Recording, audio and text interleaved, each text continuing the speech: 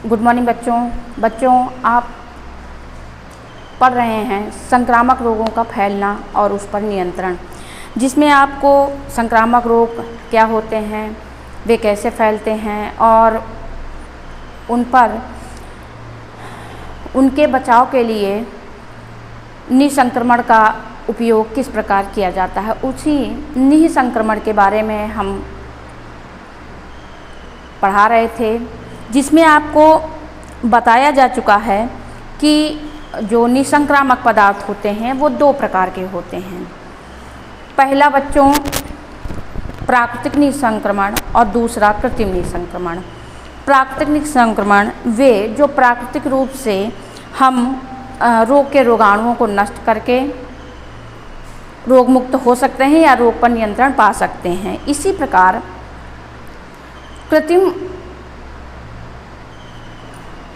प्रतिरोधक पदार्थ जो होते हैं बच्चों, वे रासायनिक विधियों द्वारा बनाकर रोगों के रोगाणुओं को नष्ट करते हैं या उनको हटा देते हैं, यानी उनको कम एक्टिव बना देते हैं। तो ऐसे पदार्थ रासायनिक विसंक्रामक पदार्थ कहलाते हैं। और इन रासायनिक पदार्थों का उपयोग किस प्रकार करना है, या फिर जो भौतिक निसंक्रमण यानी जो प्राकृतिक निसंक्रमण हैं उसमें कौन कौन सी विधियाँ आती हैं, ये आपको बताया जाएगा। तो इसमें आपको सबसे पहले भौतिक जो विसंक्रमण है उसमें सबसे पहली जो विधि दी गई है बच्चों वह है उबालना, यानी कि किसी भी वस्तु को, यदि कोई वस्तु रोगी व्यक्ति ने उपयोग की है और उसमें पूरी संभावना होती है कि उस वस्तु में रोग के रोगाणु उपस्थित हों, यानी कि ऐसा वस्त्र, बर्तन, घर के और भी सामान जिस कमरे में रोगी है वहाँ पर जो भी वस्तुएं रखी हैं वो रोग के रोगाणुओं से ग्रसित हो सकती हैं। तो उसे किस प्रकार दूर किया जाए, या अन्य स्वस्थ व्यक्तियों के संपर्क में वो वस्तु जाए तो वो सबको संक्रमित न कर दे, ऐसे के लिए इस अवस्था में उस वस्तु को अच्छी तरह से उबाल देने से भी रोग के रोगाणु नष्ट हो जाते हैं। यानी कि उबालना एक अच्छा मेथड है, जो कि मतलब किसी हमें बाज़ार से कोई चीज़ खरीद के नहीं लानी है, आपको घर में ही ये जो विसंक्रमण की विधि है इसे आप उपयोग में ला सकते हैं। इसके बाद बच्चों दूसरी है सूखी गर्म हवा का प्रवाह करना, यानी कि गर्म हवा के प्रवाह में भी रोग के रोगाणु नष्ट हो जाते हैं, कम हो जाते हैं या दूर हो जाते हैं। तो इस अवस्था में भी रोग के रोगाणुओं को दूर किया जा सकता है। इसके लिए सूखी गर्म हवा चमड़े की वस्तुओं, प्लास्टिक की वस्तुएं, रबड़ की वस्तुओं या कांच के वस्तुओं को रोगाणु मुक्त कर सकती हैं। यानी इन एलिमेंट्स को आप के रोगाणुओं को आप इस विधि से सूखी गर्म वायु प्रवाहित करके इसके रोगाणुओं को आप दूर कर सकते हैं। इसके बाद है बच्चों जलाना। तो जलाने का मेथड भी इस विधि से भी रोग के रोगाणु नष्ट हो जाते हैं और हम विसंक्रमित होने से बच जाते हैं या दूसरों को संक्रमित करने से बच जाते हैं। और इसमें प्रायः रोगी के यदि हम वस्तुओं को विसंक्रमित नहीं कर पा रहे हैं तो आप उन वस्तुओं को जला सकते हैं। जलाने पर भी रोग के रोगाणु पूर्णतया नष्ट हो जाते हैं। और जैसे रोगी के बिस्तर हैं, कपड़े हैं, अन्य चीज़ें हैं जो जल सकती हैं, उन्हें आप जलाकर विसंक्रमित कर सकते हैं। रोग के रोगाणुओं को आप घर से दूर कर सकते हैं, अन्य रोगियों को संक्रमित होने से बचा सकते हैं। अब है बच्चों रासायनिक निसंक्रमण, यानी कि वे पदार्थ जो रासायनिक विधियों से रोगाणुओं को दूर करते हैं, वस्तुओं को विसंक्रमित करते हैं, ऐसे पदार्थ रासायनिक विसंक्रमण या निसंक्रमण कहलाते हैं। अब जो रासायनिक निसंक्रमण होते हैं बच्चों वो 3 अवस्थाओं में पाए जाते हैं। तो पहली अवस्था तरल अवस्था, दूसरी अवस्था ठोस रासायनिक अवस्था और तीसरी अवस्था गैसीय रासायनिक निसंक्रमण अवस्था। तो सबसे पहली है ठोस अवस्था।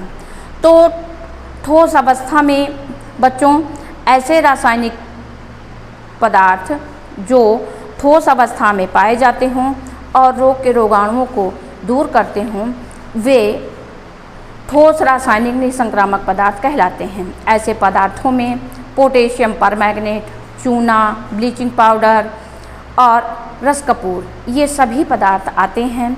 तो चलिए सबसे पहले हम पोटेशियम परमैंगनेट के बारे में बात करते हैं।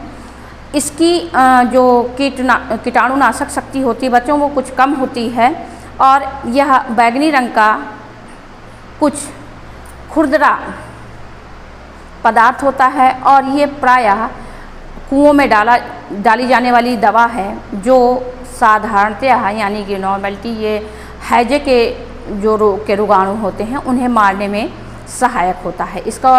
इसका उपयोग हैजे के रोगाणुओं को दूर करने के लिए किया जाता है और इसका प्रयोग बहुत कम मात्रा में करना चाहिए। सर्प के काटने पर भी पोटेशियम परमैंगनेट का चूर्ण सर्प के काटे हुए स्थान पर लगा देना चाहिए। ऐसा करने से भी रक्त कोशिकाएं जल जाती हैं और रक्त का प्रवाह रुक जाता है।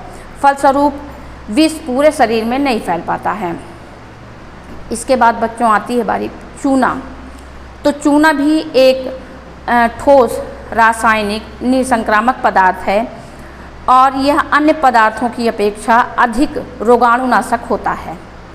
कच्चा और बुझा चूना दोनों प्रकार का जो चूना होता है वो रोगाणुनाशक होता है और प्रायः रोग के रोगाणुओं को नष्ट कर देता है। और चूने का उपयोग चूहे से फैलने वाली बीमारी, प्लेग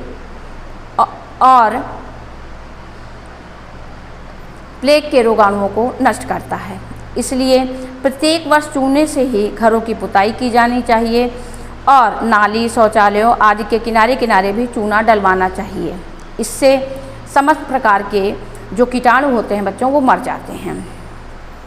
अब ब्लीचिंग पाउडर। तो ब्लीचिंग पाउडर भी यह जो कीटाणुनाशक निसंक्रामक पदार्थ है बच्चों और यह सफ़ेद रंग का ठोस पदार्थ होता है। यह चूने में क्लोरीन गैस के मिश्रण से बनता है और यह धूप एवं सीलन से यह खराब भी हो जाता है। यानी इसे जहाँ भी आप रखें सीलन से बचा कर रखें, वरना ये उतना वर्क नहीं करेगा और ज़्यादा दिन तक रहा तो बिल्कुल भी वर्क नहीं करेगा। इसलिए आप इसको बंद मतलब जहाँ भी रखें वहाँ हवा और पानी की मात्रा यानी नमी भी ना हो, वायु की नमी भी इसमें ना लगने पाए, ऐसी जगह पर आप इसे रखें। रोगी के कमरे में इसे सूखा ही छिड़कते हैं और यह गंध को समाप्त करता है। अगला है बच्चों रस कपूर। यह एक तीव्र कीटाणुनाशक है और यह पारे से बनता है। इसमें विविध प्रकार के घोल बनाए जाते हैं और रस कपूर को ठंडा करके इसका जब घोल बनाते हैं तो यह अधिक प्रभावशाली होता है। यह रंगहीन, गंधहीन, स्वादहीन होता है लेकिन विषाक्त होता है। इसको धातु का विसंक्रमण करने के लिए प्रयोग में लाया जाता है और यह त्वचा के रोगों जैसे दांत, खाज, खुजली इत्यादि में लाभदायक होता है। इसका एक कार्य रक्त को शुद्ध करना भी होता है। तो बच्चों आज आपने जाना कि जो निसंक्रामक पदार्थ होते हैं वो 2 प्रकार के होते हैं और जिसमें आपने रासायनिक निसंक्रमण पदार्थ जो होते हैं बच्चों वो 3 श्रेणियों में बांटे गए हैं, जिसमें से आज आपने पढ़ा ठोस रासायनिक निसंक्रामक पदार्थ। अब आगे के वीडियो में आपको तरल निसंक्रामक पदार्थ और गैसीय निसंक्रामक पदार्थों के बारे में पढ़ाया जाएगा। आज के वीडियो में बस इतना ही। आपको जो भी पॉइंट्स नहीं समझ में आते हैं, जो चीज़ें नहीं समझ में आती हैं, उसे आप कमेंट बॉक्स में लिखकर पूछ सकते हैं। आज के लिए बस इतना ही। Thank you.